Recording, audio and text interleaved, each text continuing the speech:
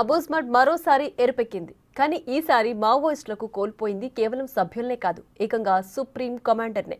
Maoist రహిత భారత్ అనే లక్ష్యంతో మొదలుపెట్టిన ఆపరేషన్ కగార్లో అతిపెద్ద విజయం సాధించాయి భద్రతా బలగాలు. ఇప్పుడు ఈ దెబ్బతో మావోయిస్టుల పోరాటం ఇప్పటి వరకు ఓ లెక్క, ఇక నుంచి మరో లెక్క అన్నట్లుగా మారింది.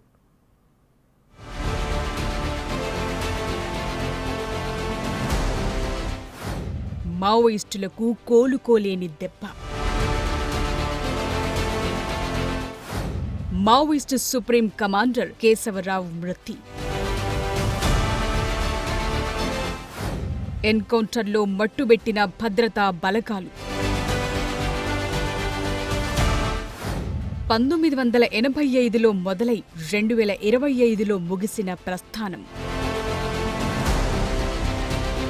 మావోయిస్టుల ఏరివేతలో భాగంగా భద్రతా బలగాలు చేపట్టిన ఆపరేషన్ కగార్లో కీలక విజయం సాధించాయి. నిజం చెప్పాలంటే మావోయిస్టులను కోలుకోలేని దెబ్బకొట్టాయి. ఛత్తీస్గఢ్లోని నారాయణపూర్ జిల్లాలోని అబూజ్మడ్లో జరిగిన భారీ ఎన్కౌంటర్లో 27 మంది మావోయిస్టులు చనిపోయారు. అందులో మావోయిస్టు అగ్రనేత నంబాల కేశవరావు ఎలియాస్ బసవరాజు కూడా ఉన్నారు. నిజానికి బసవరాజు ఉన్నారన్న సమాచారంతోని మద్ ప్రాంతాన్ని బలగాలు చుట్టుముట్టాయి.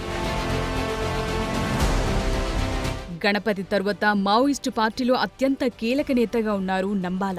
30 ఏళ్లుగా అజ్ఞాతంలో ఉంటున్నారు. ఇప్పటికీ పలుమార్లు బలగాలకు చిక్కినట్లే చిక్కి తప్పించుకున్నారు కూడా. కానీ ఈ ఎన్కౌంటర్లో మాత్రం నంబాల మృతి చెందారు. ఇది మావోయిస్టు పార్టీకి బిగ్ షాక్ అని చెప్పాలి. మార్చి 31, 2026 నాటికి దేశంలో మావోయిస్టులు లేకుండా చేయాలని కేంద్రం టార్గెట్ గా పెట్టుకుంది. దాంతో బలగాలు దండకారణ్యంలో ఆపరేషన్ కగార్ ముమ్మరం చేశాయి. అగ్రనేతలే లక్ష్యంగా అడవులను జల్లెడపడుతున్నాయి. ఇటీవల చలపతి, రేణుక, సుధాకర్ లాంటి టాప్ లీడర్లు ఎన్కౌంటర్లలో చనిపోయారు. ఇప్పుడు నంబాలను కూడా కోల్పోయింది.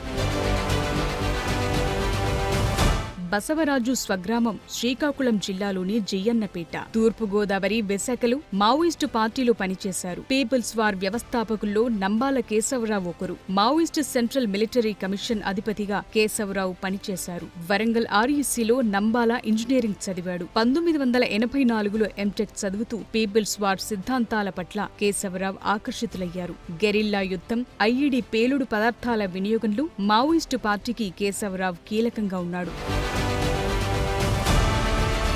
1987లో బస్తర్ అడవుల్లో ట్రైనింగ్ పొందిన కేశవరావు 2018 నవంబర్లో గణపతి రాజీనామా తరువాత మావోయిస్టు పార్టీ జాతీయ ప్రధాన కార్యదర్శిగా బాధ్యతలు చేపట్టాడు. 2010లో ఛత్తీస్గఢ్లో 76 మంది సీఆర్పీఎఫ్ జవాన్ల మృతి ఘటనకు నంబాల కేశవరావు సూత్రధారిగా ఉన్నాడు. ఇదే కాదు, అనేక దాడుల్లో సూత్రధారి కేశవరావు. అందుకే కేంద్రం అతడిపై ₹1.5 కోటి రివార్డును ప్రకటించింది.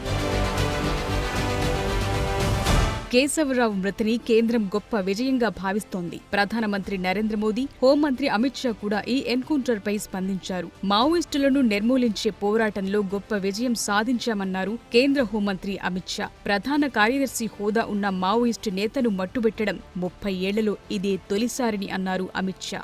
ఈ విజయం సాధించిన బలగాలకు అభినందనలు తెలిపారు. కర్రెగుట్టల ఆపరేషన్లో 54 మంది మావోయిస్టులు అరెస్టయ్యారని, మరో 84 మంది మావోయిస్టులు లొంగిపోయారని చెప్పారు. ప్రధానమంత్రి నరేంద్ర మోదీ కూడా పోస్టు చేశారు.